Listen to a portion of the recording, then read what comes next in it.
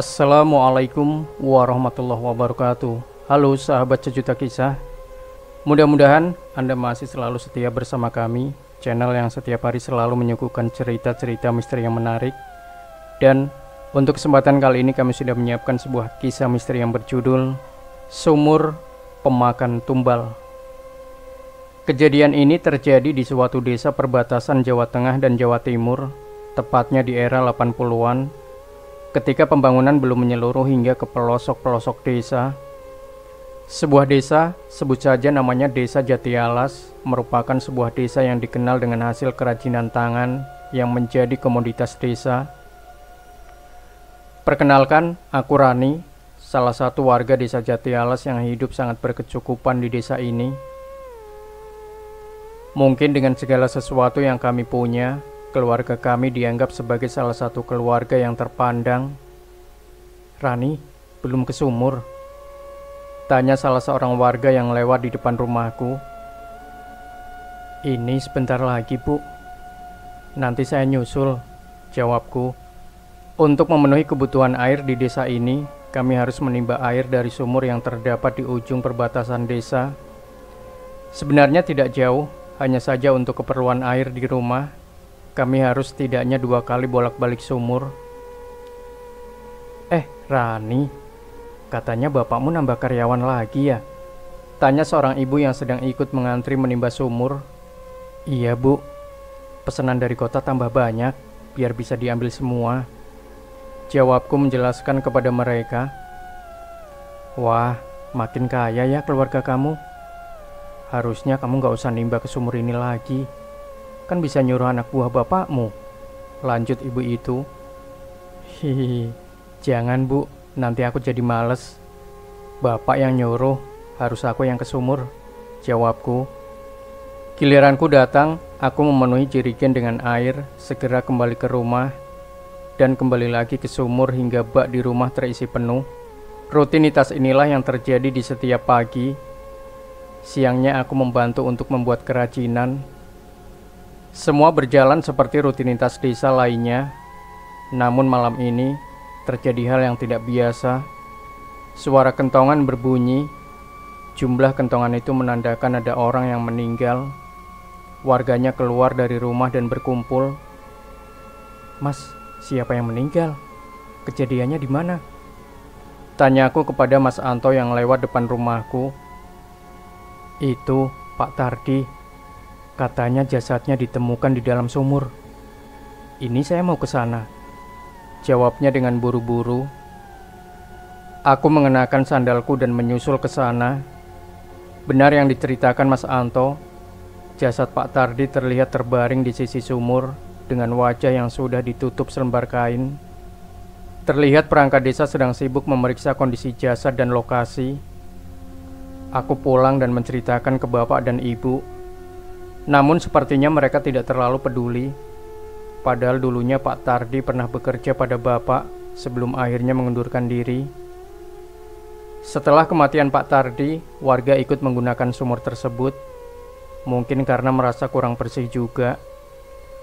Dengan kondisi itu, warga mendesak perangkat desa untuk membuat aliran air dari PDAM. Akhirnya dalam waktu sebulan, semua itu terrealisasi, dan sumur itu jarang digunakan lagi. Seluruh warga sudah bisa menikmati air bersih dari PAM. Namun entah mengapa, bapak masih menyuruhku untuk menimba dari sumur tersebut. Sebenarnya aku tidak masalah. Hanya saja terkadang aku merasa ada sesuatu mengawasiku dari suatu tempat. Malam ini suara kentongan kembali terdengar. Suara anak kecil hilang sendirian dan ternyata ditemukan lagi di dalam sumur. Warga kembali heboh dan menuntut untuk menutup sumur itu. Namun yang mengherankan, bapak tidak setuju. Dengan alasan sumur sebagai cadangan air saat PDAM bermasalah. Karena bapak adalah orang berpengaruh, warga dan perangkat desa tidak dapat berbuat apa-apa. Namun warga sudah sama sekali tidak ada yang menggunakan sumur itu. Sudah sebulan bisnis bapak tidak berjalan dengan baik. Akhirnya bapak memutuskan untuk menghentikan beberapa karyawan. Hal ini terus berlanjut. Sesekali aku mendengar perbincangan bapak dan ibu di kamar. "Jangan, Pak. Udah cukup apa yang kita punya, ucap ibu sayup-sayup dari dalam kamar. Enggak bu, kita nggak bisa jatuh miskin lagi. Dari awal kita sudah siap akan resikonya, ucap bapak dari dalam kamar. Aku tidak mengerti apa yang mereka bicarakan, namun setelahnya pun mereka masih berdebat. Esoknya aku membantu membuat kerajinan bersama pekerja yang lain. Terlihat dari jauh bapak menghampiriku dengan membawa sebuah kendi. Duk, nanti malam kamu mampir ke sumur ya. Bawa kendi ini dan isi sampai penuh, ucap bapak dengan menyerahkan sebuah kendi tua. Oh, untuk apa pak? Tanya aku bingung. Sudah, gak usah tanya-tanya, ucapnya dengan raut wajah yang serius. Aku menuruti perintah bapak. Setelah langit mulai gelap, sebuah kendi tua aku bawa menuju sumur.